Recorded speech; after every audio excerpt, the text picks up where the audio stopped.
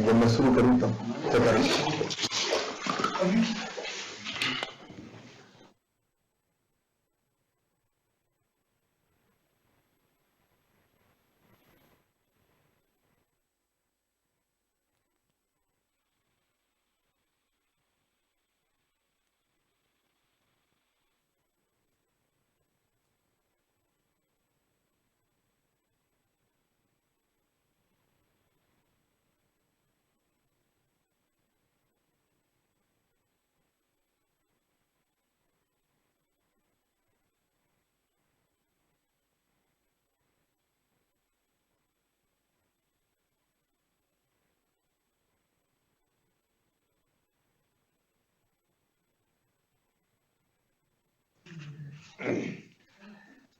मित्रों, हम चर्चा प्रारंभ कर रहे हैं। आज मेरे साथ जुड़े हुए मेरे मंत्रिमंडल के सहयोगी मंत्रीगण, आदरणीय सांसदगण, विधायकगण, जिला क्राइसिस मैनेजमेंट कमेटी के सभी सदस्यगण, हमारे कलेक्टर्स, कमिश्नर्स, पुलिस अफसर्स, स्वास्थ्य विभाग और मेडिकल एजुकेशन विभाग के हमारे अधिकारीगण, विकास खंड स्तरीय क्राइसिस मैनेजमेंट कमेटी के सदस्यगण, पंचायत और वार्ड स्तरीय क्राइसिस मैनेजमेंट कमेटी के सदस्यगण, प्रिय बहनों और भाइयों, नए साल की आप सबको हार्दिक शुभकामनाएं। मैं नए साल में काम प्रारंभ देव दर्शन करके करता हूं। आज त्रंकेश्वर से आ रहा हूं, यहां ब्रह्मा विष्णु महेश सृष्टि के रचयिता, पालनकर्ता और जिनमें सृष्टि लय हो जाती है, उनके दर्शन और पूजा अर्चन करके आया हूं और समृद्ध विकसित मध्य प्रदेश, आत्मनिर्भर मध्य प्रदेश बनाने का सामर्थ्य हमें दे, ये प्रार्थना की है। हम सब जानते हैं कि कोविड महामारी एक बार फिर से आ गई है। भगवान की कृपा रही है तो प्रार्थना की है, लेकिन मुकाबला हमें करना है। तीसरी लहर आ गई है, केस अब तेजी से बढ़ रहे हैं, देश में भी, दुनिया में भी, देश में भी और मध्य प्रदेश में भी है। और इसलिए एक बार पूरी परिस्थितियां आपके सामने आ जाए, हमारी पंचायत और वार्ड स्तरीय क्राइसिस मैनेजमेंट कमेटी के सामने आ जाए, ये आवश्यक है। इसलिए एक प्रेजेंटेशन आपके सामने हमारे एसीएस श्री सुलेमान कर रहे हैं। वो प्रेजेंटेशन हम देखेंगे ताकि परिस्थितियों से हम अवगत रहें। इसके बाद मैं आपसे चर्चा करूंगा और फिर किसी मित्र के सुझाव, सलाह या जिज्ञासा होगी तो उस पर भी हम बात करेंगे।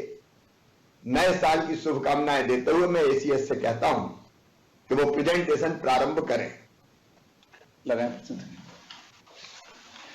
सर, आज के प्रेजेंटेशन में हमने 4-5 मुद्दों को कवर किया है। कोविड की वर्तमान स्थिति क्या है, जो नया वेरिएंट आया उसकी स्थिति क्या है, कोविड वैक्सीनेशन में क्या हो रहा है, किशोर बालिकाओं का जो बालक बालिकाओं का वैक्सीनेशन होना है उसके संबंध में चर्चा है, कोविड की तीसरी लहर की तैयारियों के बारे में चर्चा है। सर, आज जैसा आपने कहा कि हमारा देश में कोविड का ट्रेंड बहुत बढ़ रहा है। पिछले 6 दिन में लगभग 3 गुना हो गए हैं। 9-10 हजार केस हुआ करते थे देश में, वो 27,000 पे पहुंच गए हैं।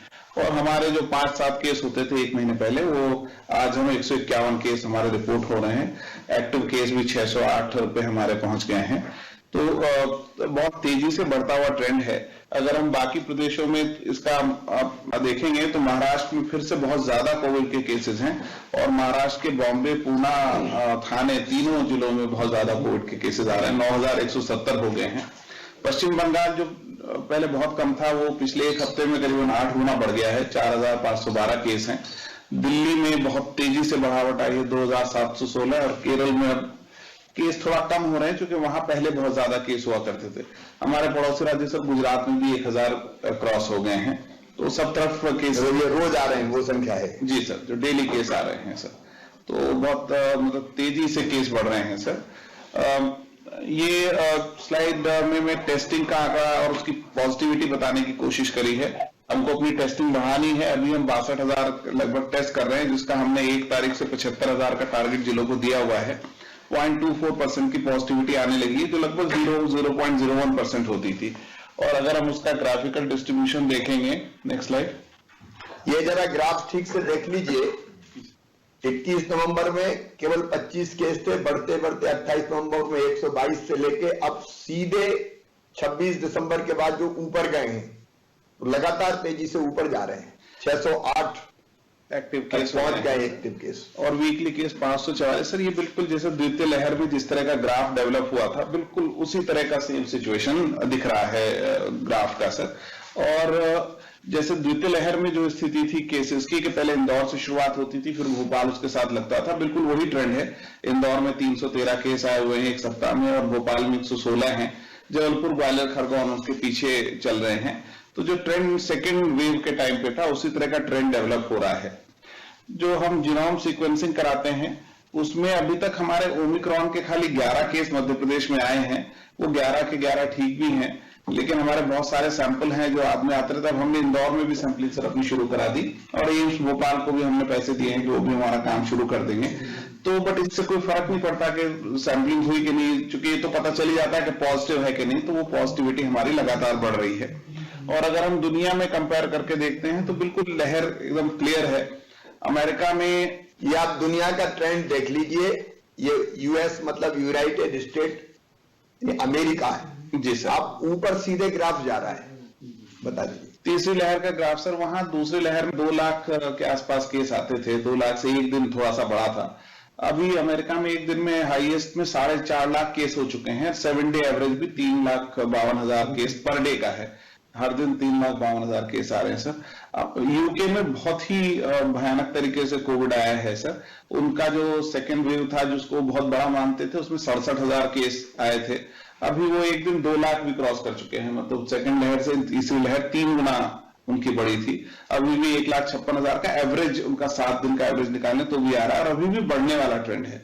इटली तो सर बिल्कुल वर्टिकली आगे बढ़ा है सर।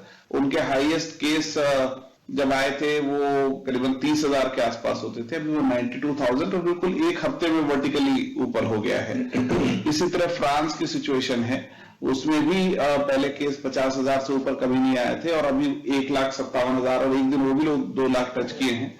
तो सभी विदेशों के परिणाम से ये पिक्चर हमको क्लियर है कि जो ओमिक्रॉन के बाद जो लहर आ रही है, वो बाकी केसेस से, नंबर ऑफ केसेस इसके बहुत ज्यादा आ रहे हैं यूरोप में और पूरे वेस्टर्न वर्ल्ड में।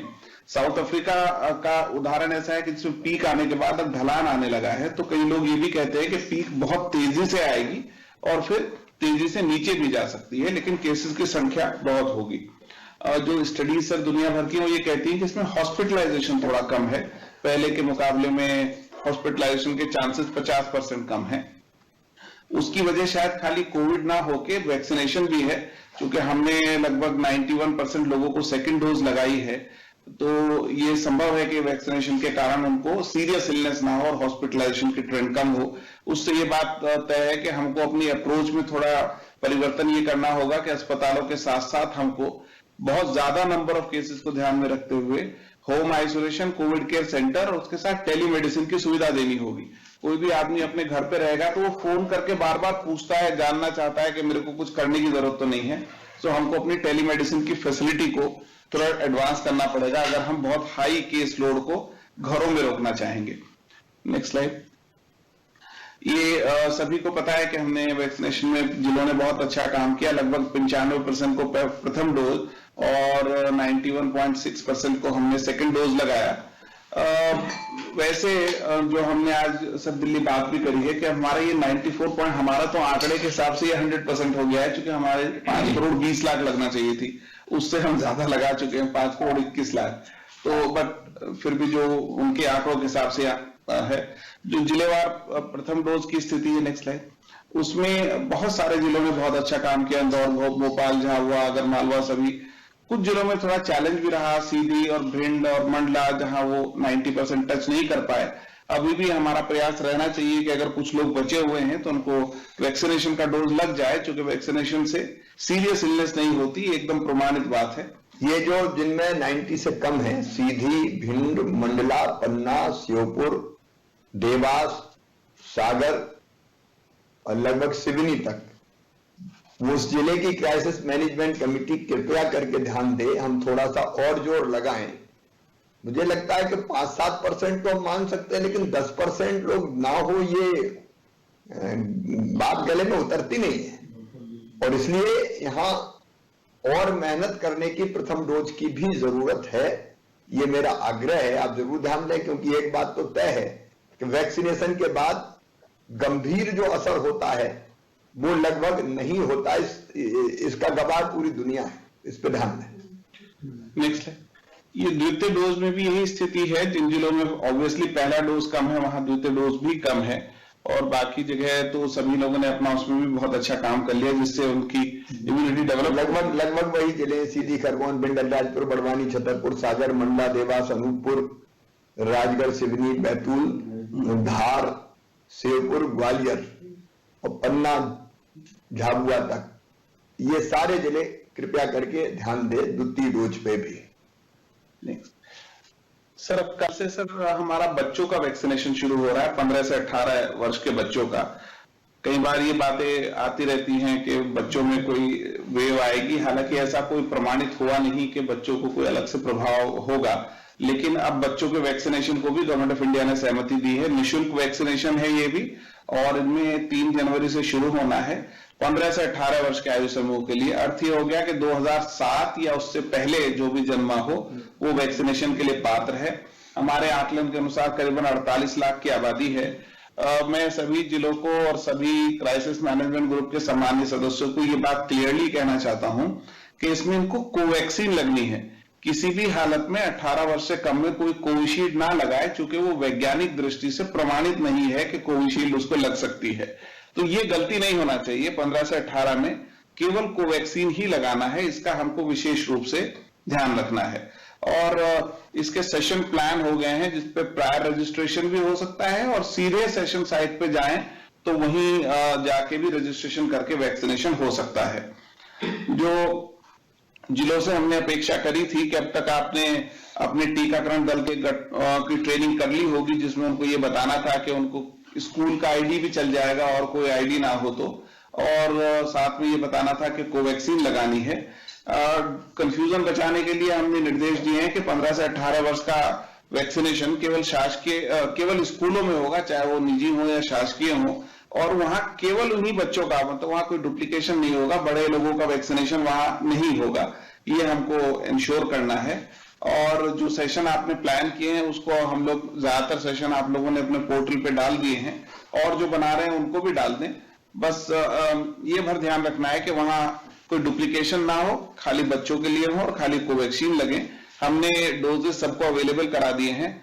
हम कल उम्मीद कर रहे हैं कि कल हम 15 लाख लोगों का, हमने जिलों को कहा है कि टारगेट करके चलें, कि कोशिश करें कि हम 15 लाख टच कर सकें। उस हिसाब से हमने 18 लाख से ज्यादा डोजेज अवेलेबल कराई है जिलों को, और क्षमता है जिलों में, जितना आप कर सकोगे, जितना जल्दी इसको कर सकते हैं उतना अच्छा होगा हमारे लिए। 3 जनवरी का लक्ष्य भी हमने, पीपीटी हटा लिया क्या हो गया? 3 जनवरी का 12 लाख का लक्ष्य हमने डोजेस के हिसाब से भी दिया हुआ है। लेकिन जिलों से जो मेरी जितने भी कलेक्टर से बातचीत है, मैंने उनको कहा है कि अपने को उससे आगे बढ़ने की कोशिश करना चाहिए, जितना हम अधिकतम कर सके, ताकि हमारी लीड होगी तो हमको उसी हिसाब से बाकी डोजेज मिल जाएंगी। और जैसा माननीय मुख्यमंत्री जी की अपेक्षा है कि हम इसको 15 तारीख तक खत्म ही कर दें, इसको और लंबा चलाने की जरूरत नहीं, सबको पहली डोज तो हम 15 तारीख तक लगा दें। Next slide. सर, जो हमारी तीसरी लहर की तैयारियों की समीक्षा में वो भी ध्यान आकर्षित करना चाहूंगा, चूंकि क्राइसिस मैनेजमेंट ग्रुप के जिला स्तर के सभी लोग भी हैं, माननीय प्रभारी मंत्रीगण जुड़े हुए हैं, जिलों के प्रभारी अधिकारी जुड़े हुए हैं। ये वही चीजें हैं जिनको हर बार हम आपके ध्यान में लाते हैं।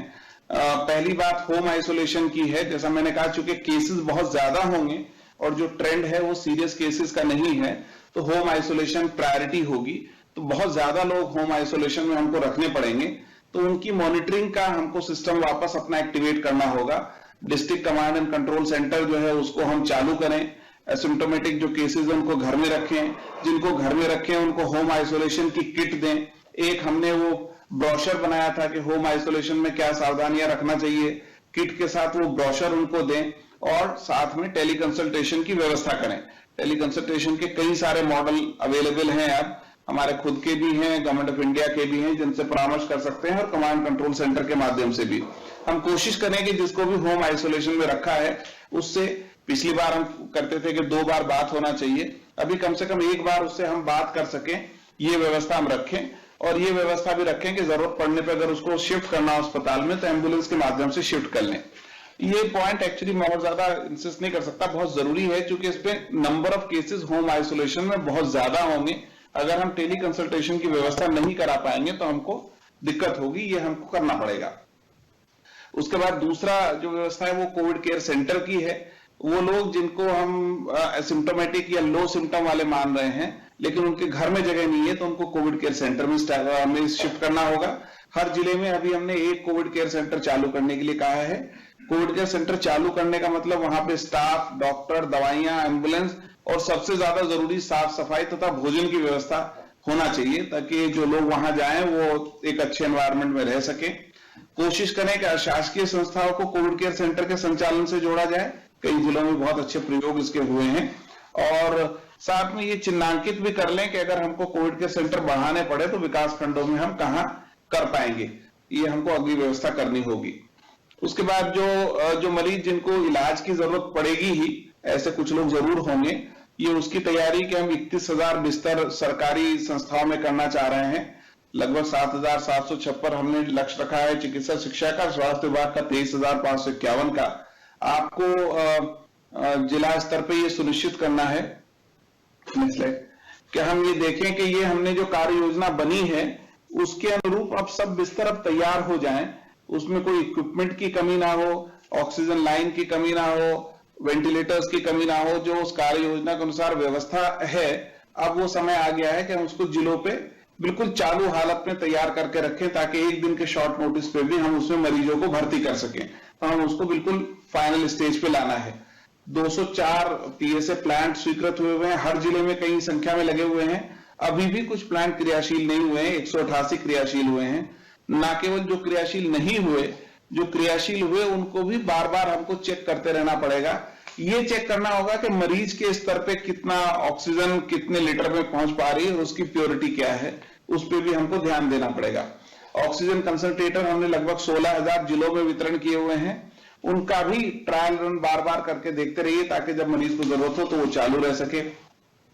हमने 48 जिला चिकित्सालयों में सीटी मशीन स्वीकृत करी है अब तक, उसमें से 29 क्रियाशील हो गई हैं। जो बाकी हैं उनको भी हमको 15 जनवरी तक क्रियाशील कराना है। 1-2 जगह कुछ बिजली के इश्यू हैं, कहीं सिविल के इश्यू हैं, 3 या 4 जगह मशीनें आनी हैं। कोशिश करें कि 15 दिन तक सारी सीटी मशीनें स्वीकृत हो जाएं। मुझे जिलों को ये भी बताना है कि जहां मेडिकल कॉलेज में मशीन नहीं कर पाए, वहां भी हमने जिला चिकित्सालयों में सीटी मशीन की व्यवस्था करी है, उसको यूज में लाना होगा हमको। साथ में हमने बहुत सारे परमानेंट डॉक्टर्स और नर्सेज की व्यवस्था करी है। 1,000 हमने रेगुलर डॉक्टर रिक्रूट किए हैं पिछले बार के मुकाबले में। 6,500 करीबन नर्सेज सेकेंड वेव के बाद हमने रेगुलर रिक्रूटमेंट से करी है। 1,623 एएनएम है, 1,188 पैरामेडिकल स्टाफ है। ये वो स्टाफ है जो रेगुलर रिक्रूटमेंट के थ्रू हमने जिलों में उपलब्ध कराया है। इसके अतिरिक्त आप ये देख सकते हैं कि हम और का अगर हमको कोई टेम्परेरी स्टाफ चाहिए तो आप बताएंगे तो हम उसकी स्वीकृति भी देंगे। Next slide.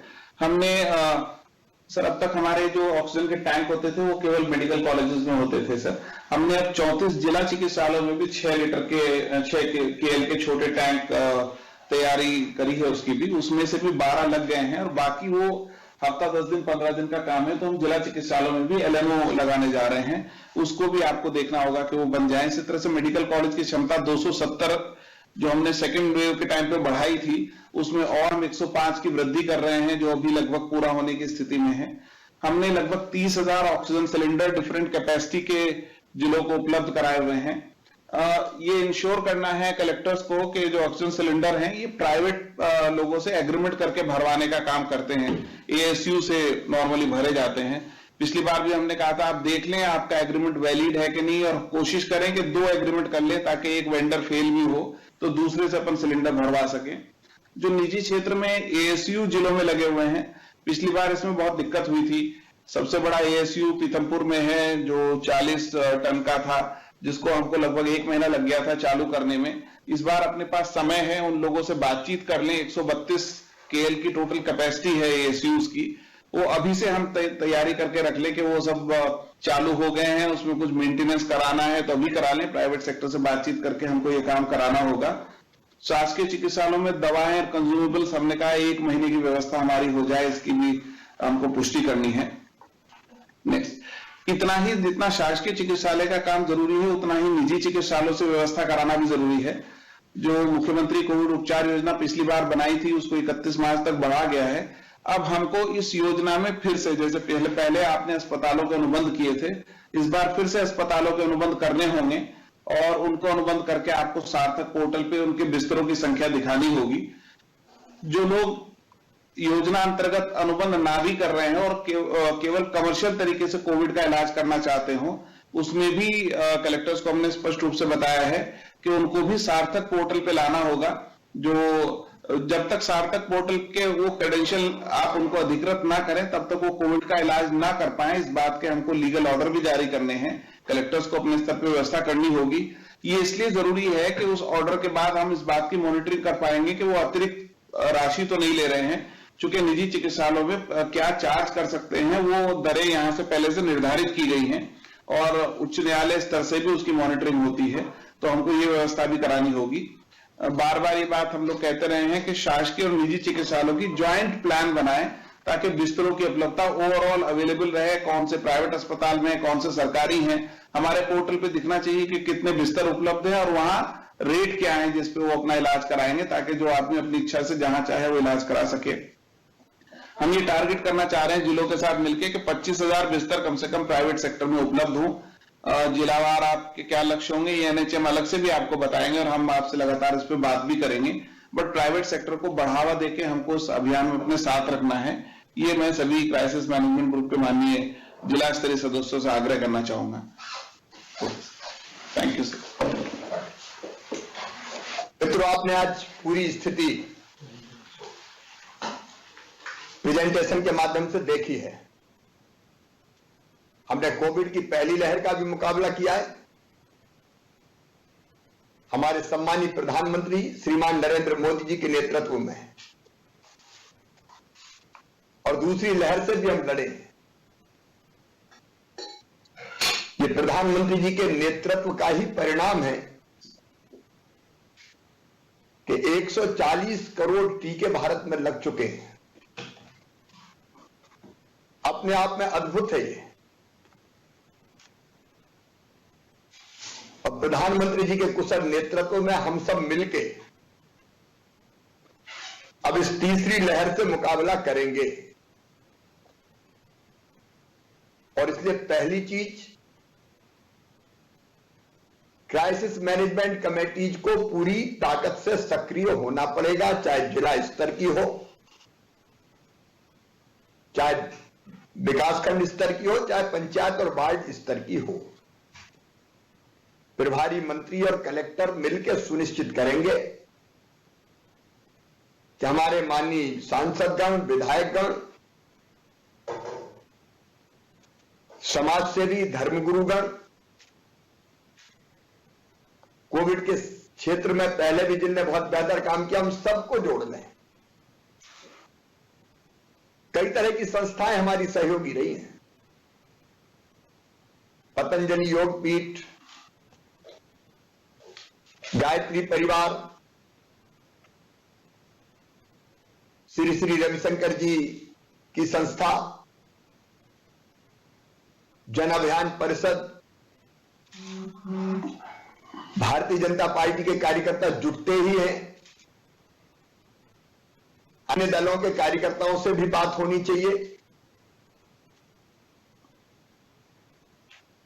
बीजेपी के स्वास्थ्य कार्यकर्ता भी दो पंचायत स्तर पर हैं, उनको भी सक्रिय करना चाहिए। संघ, सेवा भारती, हमको सबको जोड़ना है। रहवासी संघ शहरों में, व्यापारी संस्थाएं, व्यापारिक संगठन, लायंस क्लब, रोटरी क्लब जैसी संस्थाएं, अलग अलग जितने तरह की संस्थाएं, उनको जोड़ना होगा। हमको जुड़े हुए हैं, लेकिन और ताकत से हम इस लड़ाई में उन सबको जोड़ें। और जो अपेक्षाएं हैं, जो आग्रह है मेरा, सबको जोड़ के काम कराएं। अब ग्राम स्तरीय जो हमारी समितियां हैं, पंचायत स्तरीय और वार्ड स्तरीय, उनसे मैं निवेदन करना चाहता हूं कि खांसी, सर्दी, जुकाम, हल्का बुखार, इसको गंभीरता से ले। गांव में वही देख सकते, जैसे पिछली बार हम लोगों ने टीका लगवाए, सैंपल टेस्ट के लिए नहीं मिलते थे, उनको लगाया, या जो बीमार थे उनको निकाल के कोविड केयर सेंटर तक ले गए, या पंचायत भवन या स्कूल को हमने कोविड केयर सेंटर बना दिया। तो ये तो गांव में करना पड़ेगा हमको। और इसलिए ऐसे लक्षण सर्दी, खांसी, बुखार के अगर हैं, तो तुरंत उनका आरटी-पीसीआर सैंपल टेस्ट होना चाहिए, सैंपल लिया जाना चाहिए। कोई छुपाए ना, ये नजर हमको रखनी पड़ेगी, क्योंकि छुपने से ही पिछली बार बड़ी विकट परिस्थितियां बन गई थी। इसलिए उनका सैंपल लेके उनका टेस्ट करवाने का काम करना है हमको, और टेस्ट के जो परिणाम हो उसके हिसाब से फिर इलाज की व्यवस्था होगी। गांव में भी होम आइसोलेशन अगर होता है, वार्ड में भी होम आइसोलेशन होता है, तो होम आइसोलेशन जिनका हम कर रहे हैं, उन पर हमको नजर रखनी होगी कि सही में वो अकेले में है कि नहीं। सच में उनसे टेलीफोन करके पूछा जा रहा है कि नहीं पूछा जा रहा। उनके स्वास्थ्य के बारे में निरंतर जानकारी लेनी पड़ेगी हमको। तो ये काम वार्ड और ग्राम पंचायत स्तर की क्राइसिस मैनेजमेंट कमेटी सुनिश्चित करेंगे। फिर कोविड के अनुकूल व्यवहार का पालन सुनिश्चित करना पड़ेगा, मतलब मास्क, दूरी, अनावश्यक भीड़ नहीं, बड़े आयोजन को हतोत्साहित करना। अभी हमने प्रतिबंधित नहीं किया है, लेकिन व्यवहार से हम हतोत्साहित करें ताकि भीड़ इकट्ठी ना हो, उसी से फैलता है। तो ये हमको गांव में भी कोशिश करनी है, वार्ड में भी कोशिश करनी है। और तीसरा काम सबका ही है वो, लेकिन ग्राम पंचायत में या वार्ड में 15 से लेकर 18 वर्ष की उम्र के हमारे बेटे बेटियों का युद्ध स्तर पर वैक्सीनेशन। अब टारगेट बना लो कि हम किसी भी 15 से लेकर 18 साल के उम्र के किशोर के बच्चों के बेटे बेटियों को हम वैक्सीनेशन कराकर ही चैन की सांस लेंगे, क्योंकि ये सबसे बड़ी सुरक्षा है। फिर हमारी ब्लॉक स्तरीय जो कोविड क्राइसिस कमेटीज हैं, उनको दो चीजें तो सबको करनी है, कोविड एप्रोप्रिएट बिहेवियर और वैक्सीनेशन पूरे ब्लॉक में सुनिश्चित करवाना, 15 से लेकर 18 साल के बच्चों का भी। और अगर कहीं रह गए हैं पहले डोज और दूसरे डोज के लिए, तो खोज खोज को उनको भी लगवाना है। लेकिन उनको ब्लॉक स्तरीय चिकित्सा अधिकारियों के साथ, एसडीएम के साथ मिलके समन्वय करके टेस्टिंग को बढ़ाना पड़ेगा। भी अभी टेस्ट में सैंपल नहीं देते लोग, अब सैंपल नहीं देते तो पता नहीं चलता। आज 61,000 हुए हैं, ये बढ़ा के हमको 75,000 तक ले जाना है। 70 मैंने पहले बार बार कहा, क्योंकि इसी से पता चलेगा हमको। तो टेस्ट कैसे बढ़े इसकी चिंता करें, और ब्लॉक स्तर पे कोविड केयर सेंटर कहां बनाया जाए ये तय कर लें। अब ये हड़बड़ी में नहीं बनाना है हमको, लेकिन बनाने की पूरी तैयारी कर दें और एक ब्लॉक में एक कोविड केयर सेंटर को हम क्रियाशील करें, क्योंकि सब अस्पताल है, इसकी जरूरत नहीं है। अभी तक एक बात लगभग पूरी दुनिया से आई है कि अभी बहुत गंभीर रूप से बीमार नहीं हो रहे लोग, जो वैक्सीनेशन हो गया ये उसका परिणाम है।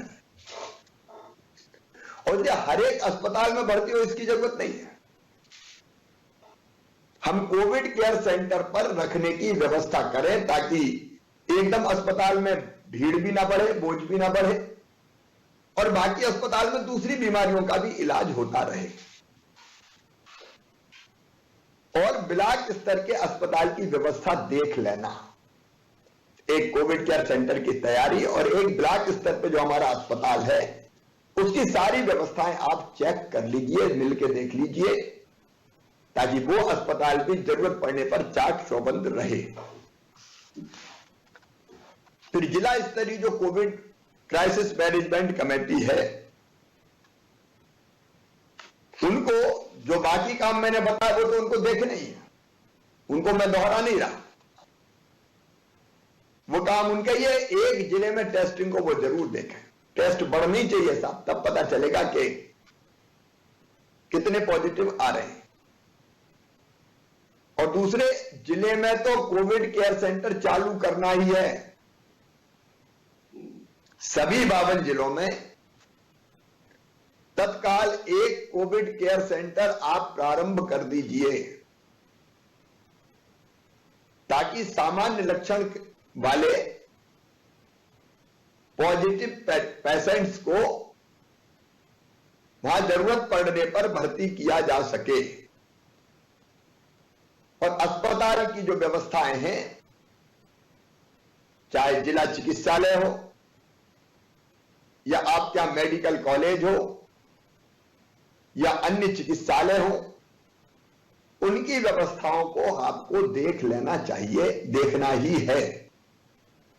तो प्रभारी मंत्री, कलेक्टर, सांसद, विधायक, समाजसेवी संस्थाएं और बाकी मित्र जो कोविड की क्राइसिस मैनेजमेंट कमेटीज में जिलों में हैं, जरूरत पड़े कोई छूट गया तो और जोड़ लें, कोई आपत्ति नहीं है उसमें। तो ये व्यवस्थाएं हमको तत्काल देखनी है। माननीय मंत्रीगण, कलेक्टर्स और क्राइसिस मैनेजमेंट कमेटी से कुछ निवेदन मैं और करना चाहता हूं। एक, जिले को जो आवंटित टेस्ट की संख्या है, सैंपल लेके टेस्ट करना है, उतने टेस्ट आपके जिले में होना ही चाहिए। टेस्ट करना ही सावधानी भी है और इसी में हमारी सुरक्षा भी है। अलग अलग जिलों के लक्ष्य तय है, जनसंख्या और तीव्रता, आकार, उसके हिसाब से। तो कृपया कर जनता को एजुकेट कीजिए और जनता से मेरी प्रार्थना भी कि टेस्ट करवाएं, सैंपल देने में कोई भी कोताही ना बरतें। फिर अंतर्राज्यीय आवागमन वाले स्थान जैसे bus stand, railway station, airport, इन पर भी टेस्टिंग और सैंपल लेने की व्यवस्था होनी चाहिए। फिर जिलों में पूर्व से संचालित फीवर क्लिनिक, ये सब ध्यान से सुन लें। फीवर क्लिनिक चालू करने हैं, कई जगह चालू होंगे या नहीं है, तुरंत चालू करें। उसमें होगा कि सर्दी खांसी बुखार हुआ तो फीवर क्लिनिक बगल में ही है, वहां गए और तुरंत टेस्ट करवा लिया तो तत्काल पता चल जाएगा, अस्पताल जाने की जरूरत नहीं पड़ेगी। फिर पूरे जिले में खांसी सर्दी बुखार वाले तो टेस्ट होना ही चाहिए, वो अनदेखे ना रहें। फिर आप ये चिंता भी करें कि पॉजिटिव जो केसेस आ रहे हैं, अभी 602-3 हमारे यहां एक्टिव केस है और अभी 150 से ज्यादा पॉजिटिव केस रोज आने लगे। ये संख्या बढ़ेगी, जैसा ट्रेंड अभी आपने देखा दुनिया में, देश में बढ़ रहे हैं, बढ़ेगी हमारे यहां।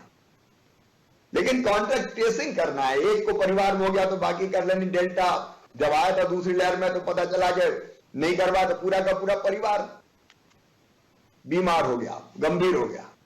इस बार ये लापरवाही किसी भी कीमत पे हम नहीं कर सकते। इसलिए कॉन्ट्रैक्ट ट्रेसिंग आप सुनिश्चित करवाएं ताकि एक को अगर हुआ है तो आसपास कौन है उनको तो संक्रमण नहीं फैला, इसकी जानकारी तत्काल मिल सके।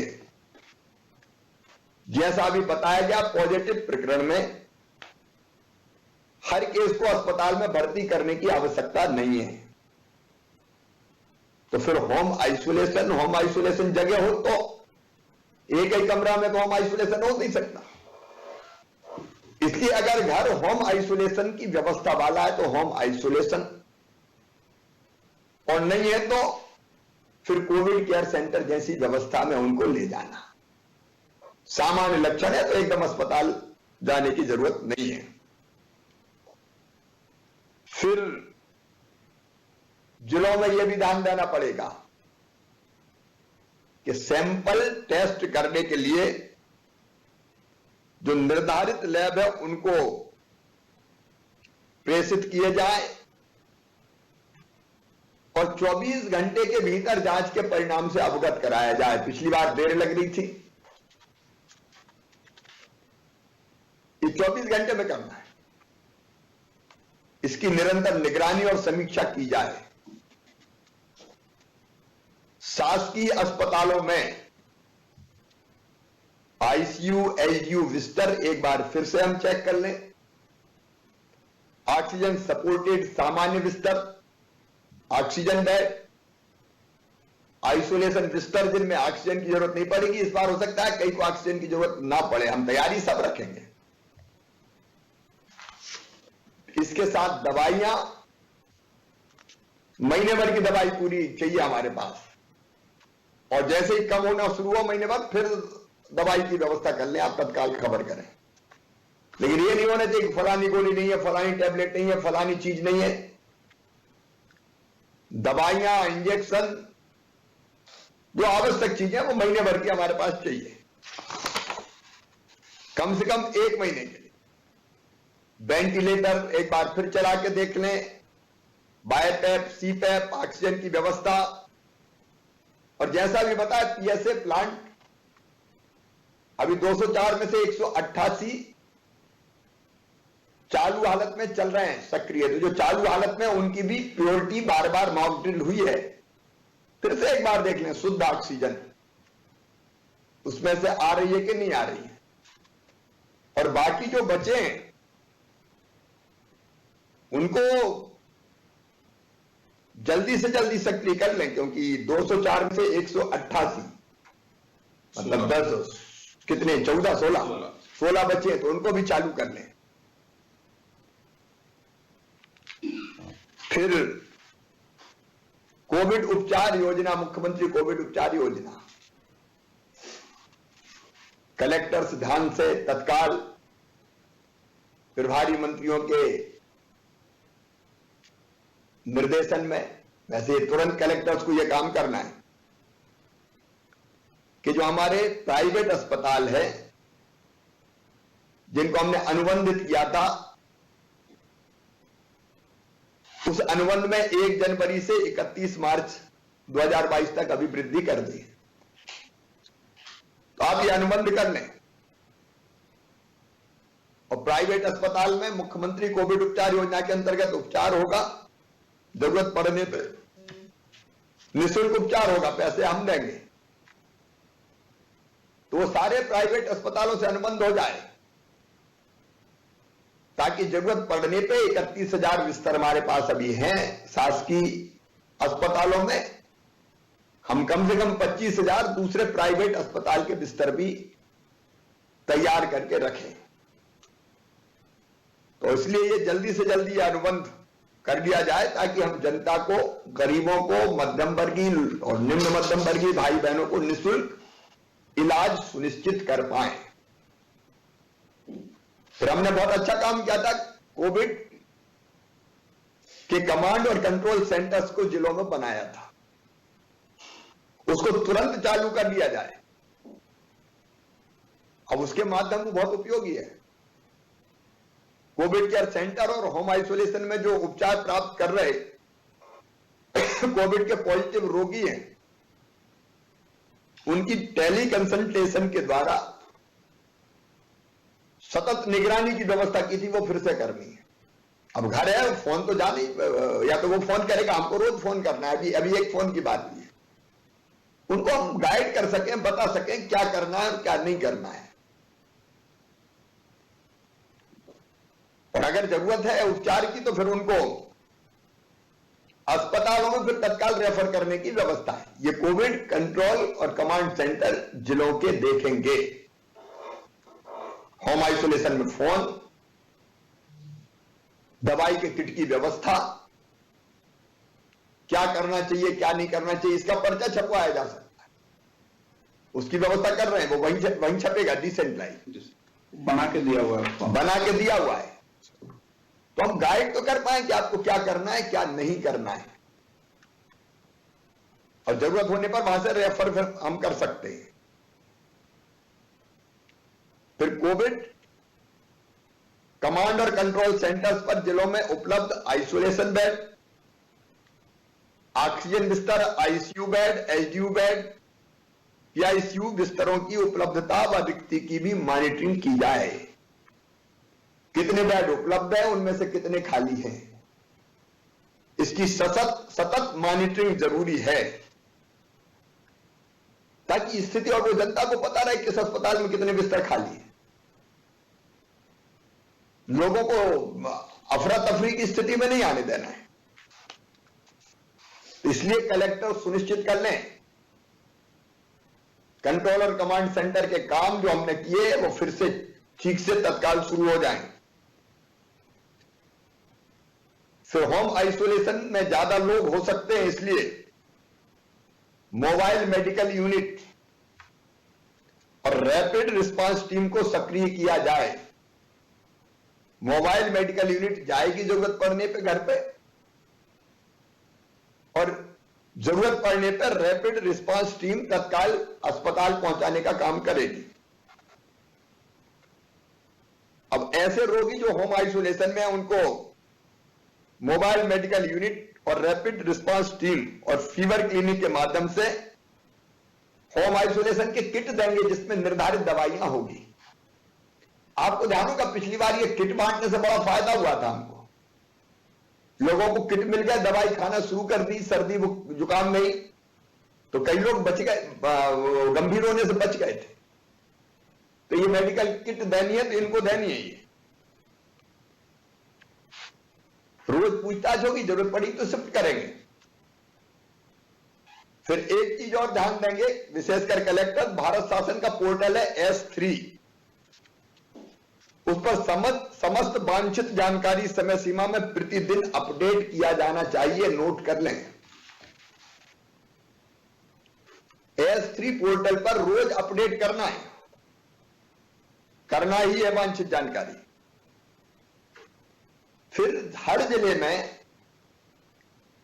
क्राइसिस मैनेजमेंट कमेटी के साथ मिलके कितने शासकीय अस्पताल में बिस्तर है और कितने प्राइवेट में बिस्तर है, इसको एक साथ एकीकृत कर लें, क्योंकि बिस्तरों की उपलब्धता की जानकारी भी हमको सार्थक पोर्टल जो हमारा है, सार्थक पोर्टल के 3B फॉर्म को जिलों में भरना सुनिश्चित करें और जानकारी अपडेट करें।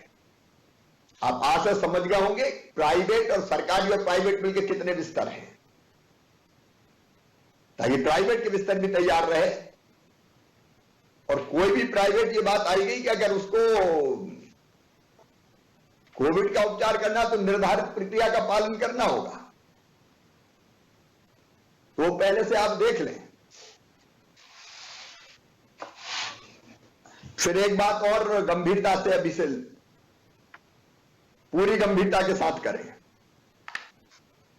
उपचार के लिए निजी चिकित्सालयों का ऑथराइजेशन धारा 144 धारा 144 किया जाए और यह सुनिश्चित कर लें रेट कैपिंग। रेट की कैपिंग इसलिए जरूरी है कि मनमानी कीमत लोग ना वसूल पाए। सरकार ने रेट तय किए, वो जो तय रेट हैं उसी पर इलाज सुनिश्चित किया जाना है। तो रेट कैपिंग जो सरकार द्वारा निर्धारित दर है उस पर इलाज, मतलब ऑक्सीजन की उपलब्धता, अगर वो इलाज कर रहे तो ऑक्सीजन होना चाहिए उन अस्पतालों में, ये सुनिश्चित करवा लें।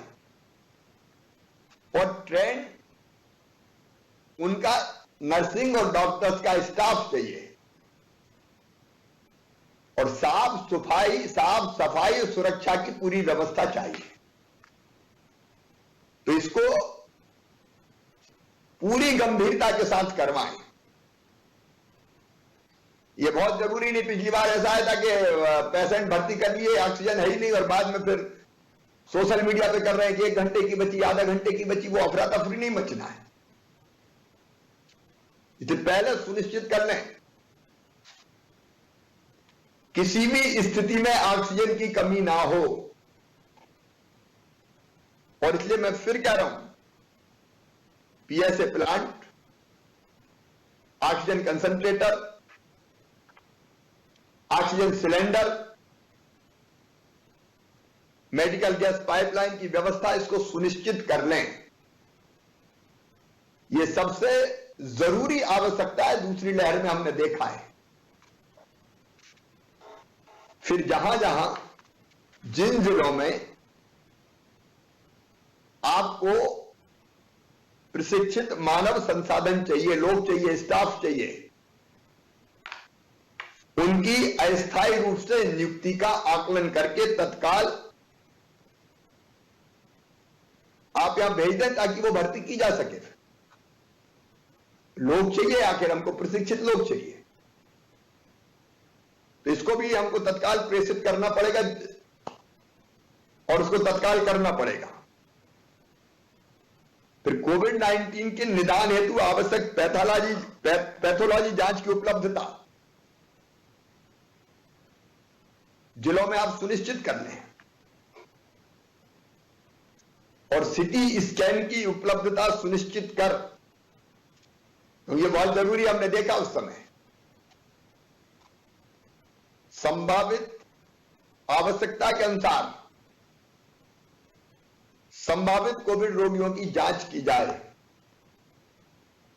अब हमारी 29 जिलों में सिटी स्कैन मशीन क्रियाशील है, बाकी के प्रयास हो रहे हैं। इसलिए इस पहलू पर भी आपको ध्यान देना होगा।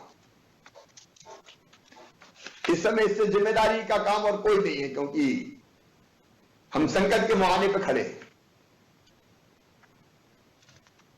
और इसके साथ जो जरूरी चीज है, मैं फिर दोहरा रहा हूं, कल से 3 जनवरी से, देखिए मैं आप सबको बधाई देता हूं, मंत्रीगण, सांसदगण, विधायकगण, जिला के प्रशासन, कलेक्टर सहित, कमिश्नर सहित, वैक्सीनेशन में मध्य प्रदेश ने बहुत शानदार काम किया है। 94.8% अपना फर्स्ट डोज हो गया, लगभग 95, और लगभग 92 हमारा दूसरा डोज होने वाला है। और उसी के कारण हमें विश्वास है कि बहुत गंभीर मामले कम आएंगे, ऐसा लगता है। अभी तैयारी हम सब रखेंगे, लेकिन अब 15 से लेकर 18 साल के बच्चों की कल से वैक्सीनेशन शुरू हो रहा है। हम क्यों देर लगाएं साहब? युद्ध स्तर पे करना है अपन को। अपन तो एक दिन में 28, 28, 29 लाख कर चुके हैं। को वैक्सीन लगना है, वैक्सीन मिलती जाए और हम पात्र बेटा बेटियों को लगाते जाए। काय के लिए हम 20 दिन और 15 दिन का इंतजार करें? जितने जल्दी मिले उतने जल्दी लगा के अपने बच्चों को भी सुरक्षित कर लें। अपन 60 साल से ऊपर के जो विभिन्न बीमारियों से ग्रसित भाई बहनें और हमारे फ्रंटलाइन वर्कर्स हैं, उनको भी लगेगा। अभी आपको बताया कि ये विद्यालयों में केंद्र बनाए जा रहे हैं, जिन्होंने अपने अपने केंद्र तय कर लिए होंगे। मेरा क्राइसिस मैनेजमेंट कमेटी से निवेदन है, कल सारे सांसद, विधायक, जिलाध्यक्ष जो यहां बैठे हुए हैं,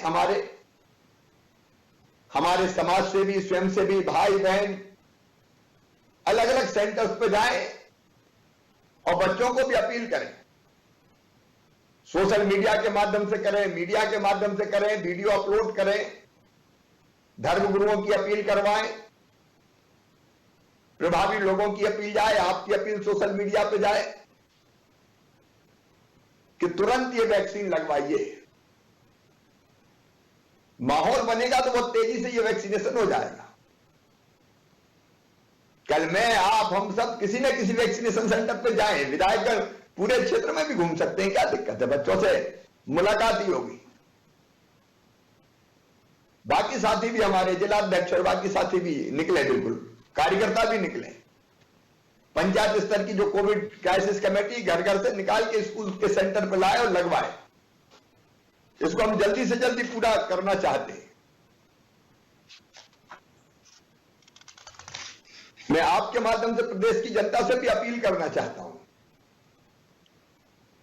संक्रमण रोकने का एक ही तरीका है, आपस में संपर्क कम किया जाए। हम आर्थिक गतिविधियां नहीं रोक रहे हैं, गरीब की रोजी रोटी जाती है, व्यापार बिजनेस जाता है, हम वो चलने देंगे, लेकिन साथ में लोगों की जिंदगी भी खतरे में ना पड़े, ये कोशिश भी हमको करनी है।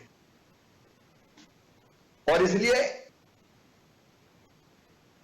मास्क जरूर लगाएं, सब भीड़ भरे आयोजन ना हो, यथासंभव दूरी बनाए रखें, हाथ साफ करते रहें और वैक्सीनेशन करवाइए, ही उपाय है और कोई उपाय नहीं।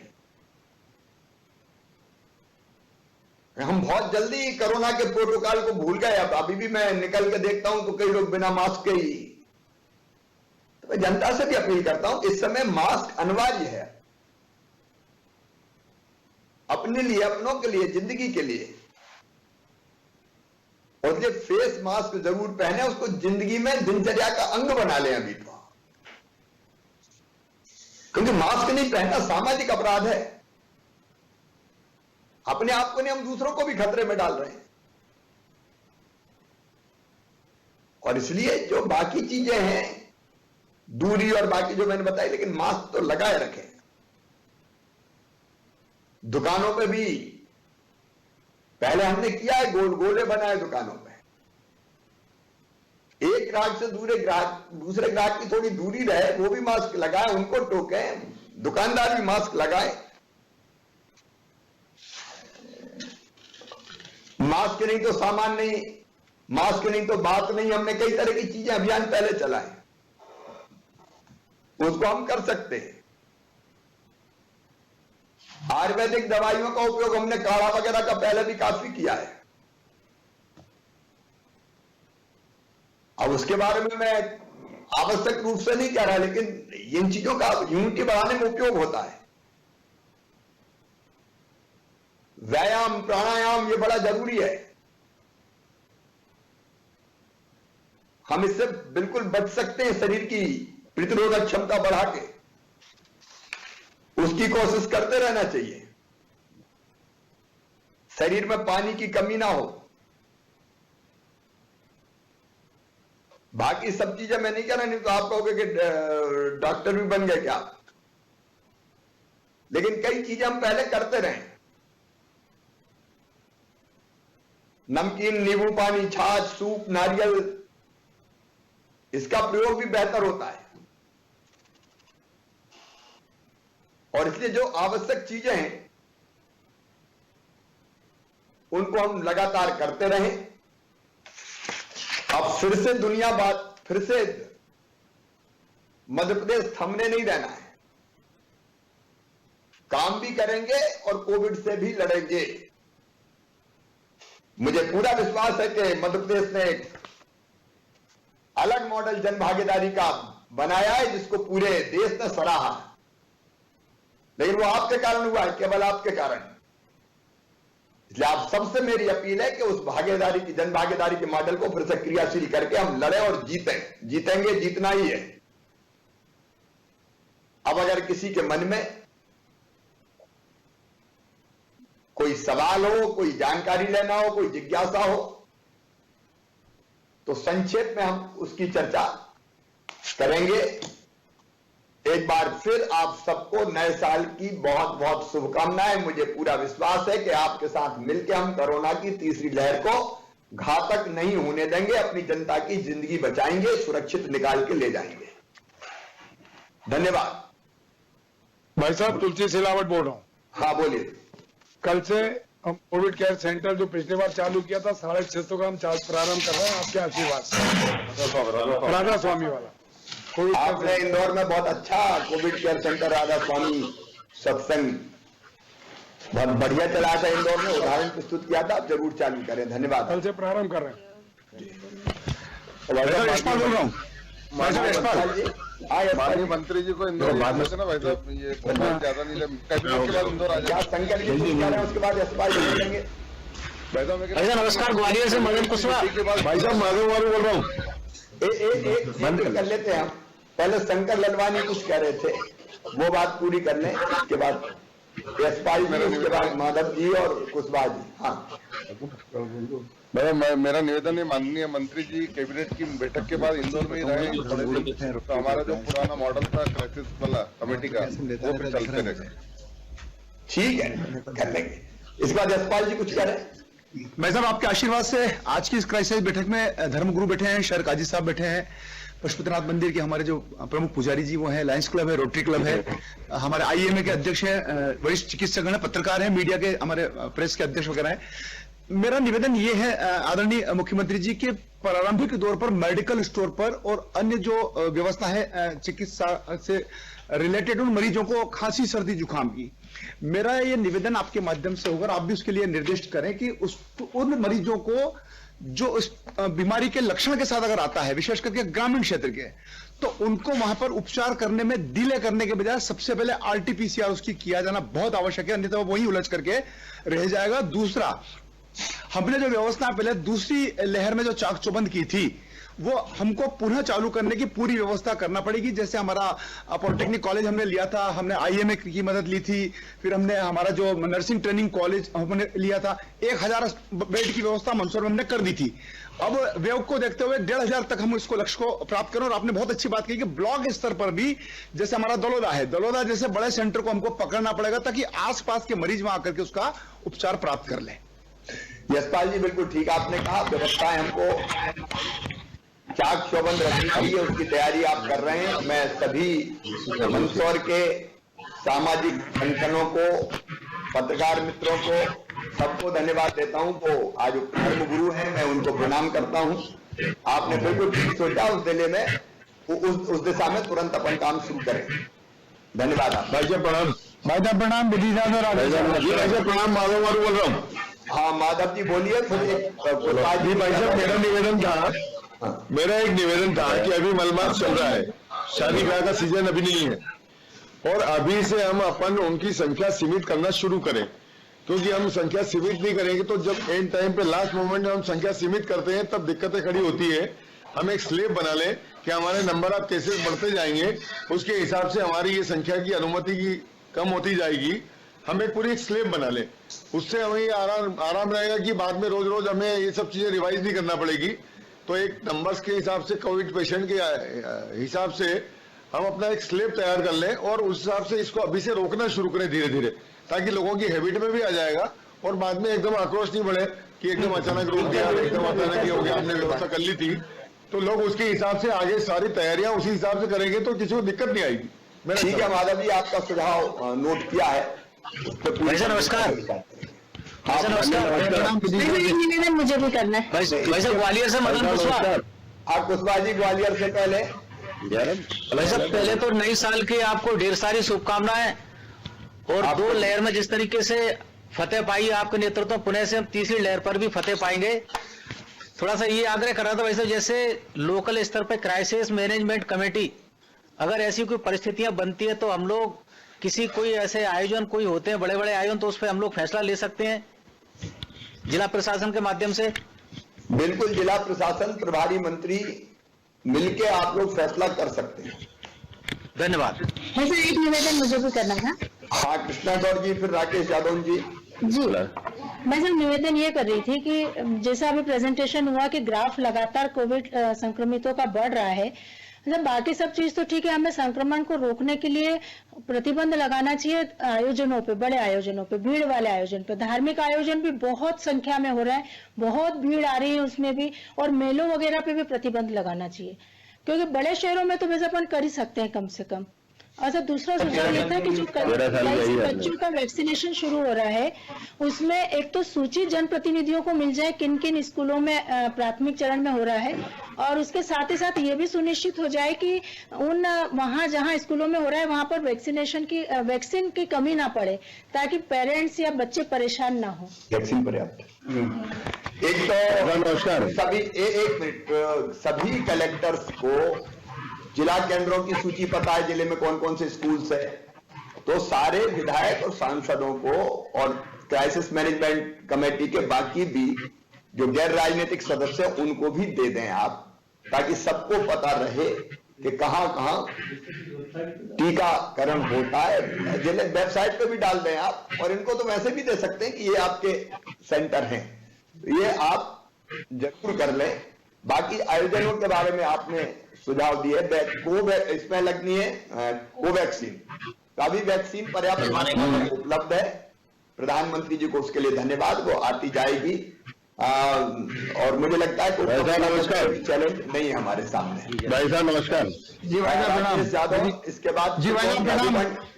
रतलाम राजेंद्र पांडे। हाँ, राजेंद्र पांडे। हाँ, राजेंद्र प्रणाम। राकेश यादव बोला था विदिशा था। पहले राकेश यादव विदिशा, फिर राजेंद्र पांडे जी रतलाम। जी भाई साहब प्रणाम। राकेश यादव बोला था। भाई साहब इतना निवेदन था, मेले जो लग रहे हैं हमारे विदिशा में, 15 तारीख को संक्रांत है, तो छोटे छोटे मेले बहुत भराएंगे, उसमें कोई गाइडलाइन अगर हमको मिल जाती तो जिला क्राइसिस मैनेजमेंट बैठ के वो निर्णय कर लेते। ठीक है, इसकी गाइडलाइन बनाते हैं और आपके पास भेजते हैं। राजेंद्र पांडे जी। नमस्कार साहब, सीतासरण शर्मा होशंगाबाद से। राजेंद्र पांडे, सीतासरण शर्मा जी होशंगाबाद। सीटी स्कैन आ जाए मेडिकल कॉलेज। राजेंद्र पांडे। प्रथम तो आपको नव वर्ष की बहुत बहुत शुभकामनाएं भाई साहब, और आप जो प्रभु से कामना करके आए पूरे प्रदेश की स्वास्थ्य की, वो आपकी कामना पूर्ण हो, क्योंकि आपके नेतृत्व में निश्चित रूप से विगत समय में भी काफी नियंत्रण किया गया था। यहाँ रतलाम जिले की माननीय कलेक्टर महोदय ने कल ही बैठक आयोजित कर ली थी जिला क्राइसिस कमेटी की, और लगभग सारे बिंदुओं पर यहाँ पर चर्चा करते हुए रतलाम नगर से लेकर के संपूर्ण जिले के ग्रामीण क्षेत्रों तक व्यवस्थाओं को सुनिश्चित किया गया है। एक आग्रह है इसमें भाई साहब कि ये जो अभी नौजवान बच्चों का जो कल से वैक्सीनेशन किया जाना है, हम भी सभी स्कूलों पर पहुंच रहे हैं, लेकिन जो 15 वर्ष से कम आयु के हैं या 8वीं कक्षा से कम क्लासेस वाले हैं, उनको ऑनलाइन एजुकेशन के लिए किया जाना चाहिए भाई साहब, क्योंकि मेरे यहाँ पर एक 13 वर्ष की बिटिया पॉजिटिव आई है आज ही पहला केस हमारे जिले में जावरा से आया है। तो ऑनलाइन कैसे किया जा सकता है, थोड़ा उसके लिए आग्रह था। दूसरा निवेदन करना चाहता था कि आपने ऑक्सीजन प्लांट तो लगभग स्थान पे कर दिए हैं, आपके आशीर्वाद से आपने लोकार्पण किया था जावरा में, एक की बजाय 2 हो गए हैं, लेकिन रतलाम जिले में सीटी स्कैन मशीन की निश्चित रूप से कमी है। यहाँ पर आपने जिला मुख्यालय पर तो उपलब्ध कराई, क्योंकि मेडिकल कॉलेज और जिला चिकित्सालय राजस्थान लगा होने की वजह से यहाँ पर धार जिले का भी और बदनावर का भी और आसपास के मंदसौर नीमच जिले का भी दबाव काफी बना रहता है। एक सीटी स्कैन मशीन हमें और उपलब्ध कराई जाए जिला मुख्यालय पर भी, और इसी के साथ में जावरा के लिए आपने समय यस किया था कि जावरा में आप एक सीटी स्कैन मशीन उपलब्ध कराएंगे, क्योंकि वहां पर ताल, आलोट, बड़ौदा